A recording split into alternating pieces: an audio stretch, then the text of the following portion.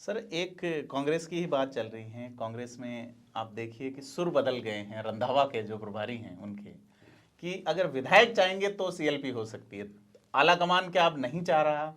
ये सुर क्यों बदले, क्या है? दिल्ली क्या चाहती है? आप ये मजेदार जवाब है उनका जी कि रंधावा कह रहे हैं कि विधायक चाहेंगे तो विधायक दल की बैठक होगी। तो क्या विधायक पहले गए थे उनके पास में कि विधायक दल की बैठक बुलाई गई और विधायक दल के बैठक के पैरेलल एक बैठक शांति धारीवाल के यहाँ पर हुई। जी दूसरा, जिन्होंने पैरेलल पार्टी संगठन ने वहां से खड़गे जो राष्ट्रीय अध्यक्ष हैं भी कांग्रेस के, वो ऑब्जर्वर बन करके आते हैं। पार्टी के उस वक्त के महासचिव अजय माकन वो एक सीएलपी की बैठक बुलाते हैं मुख्यमंत्री के आवास पर, उसके समानांतर एक बैठक होती है और उसमें एमएलए वहां होते हैं जी और वो इस्तीफा तक दे देते हैं। तो क्या सवाल ये खड़ा होता है कि क्या उस वक्त विधायकों ने कहा था ये विधायक दल की बैठक बुलाने के लिए? अगर बिना विधायकों के कहने के, अगर विधायकों ने कहा था और उन्होंने विधायक दल की बैठक बुलाई तो विधायक क्यों नहीं पहुंचे? और अगर बिना कहे हुए अगर विधायक दल की बैठक उस वक्त बुलाई गई तो इसका मतलब इनके पास में फीडबैक था कि सरकार ठीक से काम नहीं कर रही। जी एक फीडबैक लिया जाए विधायकों से। जी तो उस वक्त अगर बिना कहे हुए आपने विधायक दल की बैठक बुलाई तो अब शर्त क्यों? जी इसका मतलब जो कहा जाता है कि शुरू में एक नया थानेदार आता है तो वो बड़ी आक्रामक कार्रवाइयाँ करता है, सट्टे के खिलाफ करता है, क्राइम के खिलाफ करता है और अचानक पता चलता है कि वो बिल्कुल शांत हो गया। वो ये कहेगा क्राइम बंद हो गया, जबकि सच कुछ और होता है। जी और कहीं न कहीं अखबारों में खबर भी छपती है कि थाने की नाक के नीचे, पुलिस की नाक के नीचे सट्टा, इस तरह की खबरें होती हैं। अवैध शराब बिक रही है। जी तो अपन सर बात कर रहे थे रंधावा वाले उस बयान की कि रंधावा ने जो कहा है कि अगर विधायक चाहेंगे तो होगा, तो पहले विधायकों ने चाहा या नहीं चाहा। इस्तीफे वाले में जो जवाब आया कोर्ट में, जिसमें कि साहब इच्छा से इस्तीफे नहीं दिए थे, उन पे दबाव डाला गया, दबाव डाला और उसी को अब सचिन पायलट ने मुद्दा बनाया जी बिल्कुल कि अगर अदालत में ये जवाब दिया गया है तो वो ये जानना चाह रहे हैं पायलट धड़े के जो लोग हैं कि वो किसके दबाव में दिए गए इस्तीफे, किससे क्यों मांगे गए इस्तीफे। सचिन पायलट ने भी एक बात जादूगर को लेके कही है। अशोक गहलोत सदन में कह चुके हैं कि मैं बड़ा जादूगर हूँ, लगातार वो कहते भी हैं। और सचिन पायलट ने कहा जादूगर नीली छतरी वाला है। तो पायलट क्या अब आर्या पार के अंतिम उसमें है, या वो अभी भी आला कमान की मानेंगे? देखिए, कई बार परिस्थितियां अलग तरह की होती हैं। आदमी एक लंबी राजनीति को देखकर फैसले करता है।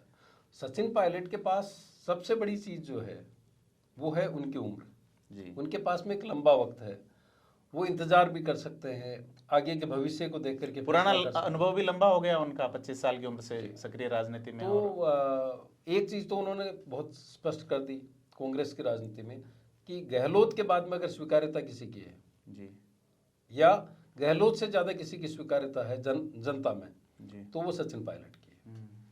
आप अगर पायलट के पीछे और गहलोत के पीछे भीड़ देखेंगे तो एक जगह भीड़ बुलाई जाती है और एक जगह भीड़ स्वतः आ जाती है। उसमें आप ये नहीं कह सकते कि सब उनकी जाति के लोग आ गए होंगे जी। वो जब गंगानगर जाते हैं तो भी भीड़ होती है, जब बेंगलोर जाते हैं तब भी भीड़ होती है, वो उत्तरांचल जाते हैं तो भी भीड़ होती है। तो लोकप्रियता के पैमाने पर वो बिल्कुल आगे हैं।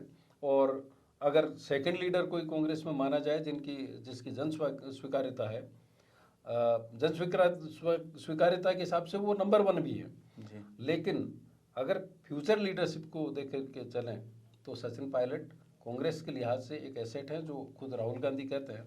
लेकिन क्या वो सब्र इतना कर पाते हैं? उनके समर्थकों का क्या किस तरह का दबाव होगा?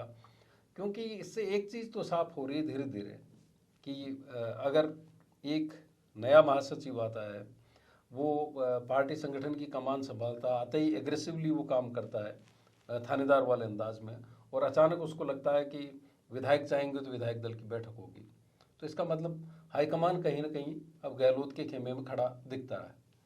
कई बार ये भी लगता है कि कहीं ऐसा नहीं है कि कांग्रेस में जो पायलट का बढ़ता हुआ कद दिखता है, अगर आज पायलट मुख्यमंत्री बन जाता है तो उनकी उम्र के जितने भी कांग्रेस में नेता हैं दिल्ली में बैठे हुए जी, उनमें एक बेचैनी पैदा होती है क्योंकि एक सीनियरिटी इनके पास हो जाती है। अब पायलट के उम्र के लोगों में ज्योतिरादित्य सिंधिया या नहीं है, आरपीएन सिंह चले गए, कई ऐसे नेता हैं जो बीजेपी में जा चुके हैं जी। तो जो भी दीपेंद्र हुड्डा हो या रणदीप सुरजेवाला हो या जितने भी लोग हो, उनको लगता है कि पायलट का एक कद बड़ा हो सकता है, वो एक ऊंचे पायदान पर होंगे। इसी तरह से जो बुजुर्ग पीढ़ी है उसकी अपनी बेचैनी हो सकती है। तो हो सकता है उन्होंने हाईकमान को ये कन्विंस कर दिया हो कि इस चुनाव तक गहलोत को ही आगे लिया जाए, लेकिन किसी न किसी तरह से पायलट को साथ करके रखा जाए। तो आप ये देखेंगे कि हर बार कोई जो डिस्कशन होता है वो 20-30 दिन की चर्चा के साथ होता है कि अगली 20 तारीख को ये होगा, अगली 10 तारीख को ये होगा। तो वो इस बेटन को धीरे धीरे आगे बढ़ा रहे हैं ताकि जो तैयारी होती है किसी लीडर की वो कमज़ोर हो जाए। अगर वो पार्टी बदलने की बात कर रहे हैं तो वो रुके रहें। तो कांग्रेस अपने हिसाब से, कांग्रेस हाईकमान अपने हिसाब से चल रहा है, गहलोत अपने हिसाब से चालें चल रहा है, और उन सब चालों के बीच में पायलट क्या निर्णय लेते हैं ये देखने वाली बात। लगातार राजस्थान की राजनीति से जुड़े हुए खास विश्लेषण के लिए सब्सक्राइब करें थिंक 360 को।